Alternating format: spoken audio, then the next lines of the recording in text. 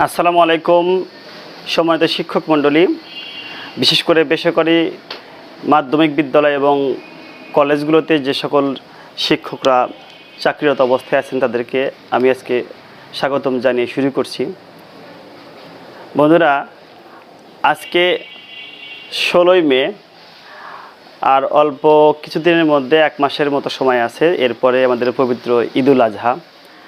এই ঈদুল আজহার প্রাক্কালে আমার এখন যে কথাটি আমার কাছে গুরুত্বপূর্ণ মনে হয়েছে যে বেসরকারি শিক্ষকদের এই দুটি ঈদে উৎসব ভাতা যেভাবে দেওয়া হয় মূল বেতনের মাত্র 25%, অথচ বেসরকারি শিক্ষা প্রতিষ্ঠানে যারা তৃতীয় চতুর্থ শ্রেণীর কর্মচারী যারা আছে তাদেরকে দেওয়া হয় 50% উৎসব ভাতা, আর শিক্ষকদের দেওয়া হয় 25% উৎসব ভাতা।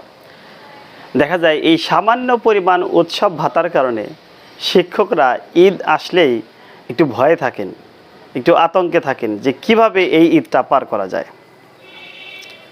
আসলে এই বর্তমান সময়ে দ্রব্যমূল্যের যে ঊর্ধ্বগতি, এই সময়ে এই সামান্য বেতনে চাকরিরত অবস্থায় যদি ঈদ আসে, বেসরকারি শিক্ষকরা বিপদে পড়ে যান।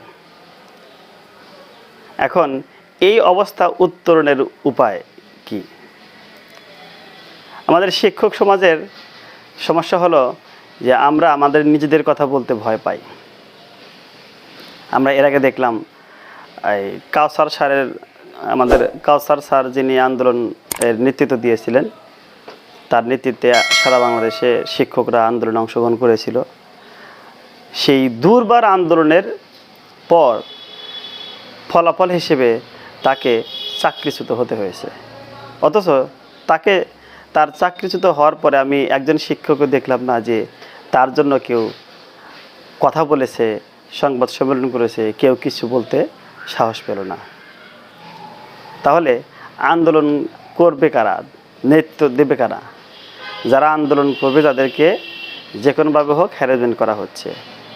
কিন্তু এই উৎসব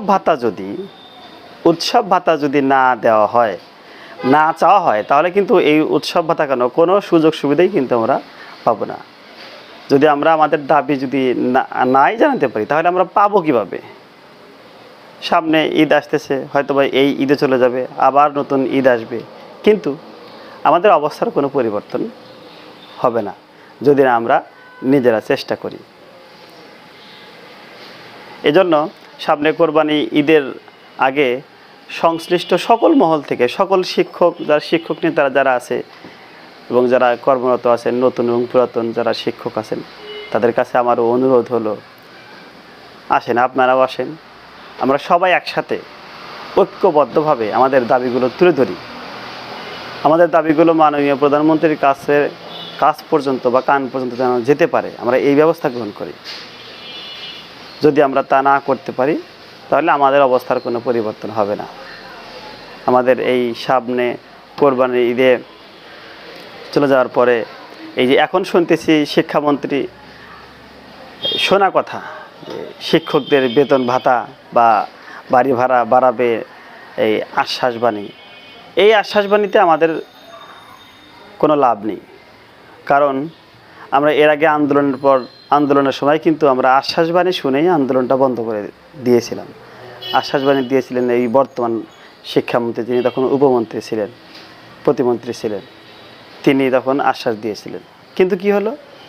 আশ্বাস দিয়ে শিক্ষকদের ঘরে ফিরে নিয়ে ফলাফল হিসেবে কোনো কিছুই দেওয়া হলো না।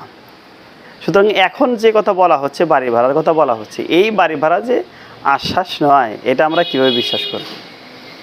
এই জন্যে আমার মনে হয় আশ্বাসে বিশ্বাসী না হয়ে আমাদের নিজেদের দাবি আদায়ের জন্য আমাদের আন্দোলনটাকে বেছে নিতে হবে। সমস্ত শিক্ষক সমাজকে আমি বলবো, আপনারা আমাদের দাবিগুলো সংশ্লিষ্ট মহলের কাছে পৌঁছে দেওয়ার জন্য যার অবস্থান থেকে সেই কথাগুলো বলার চেষ্টা করবেন।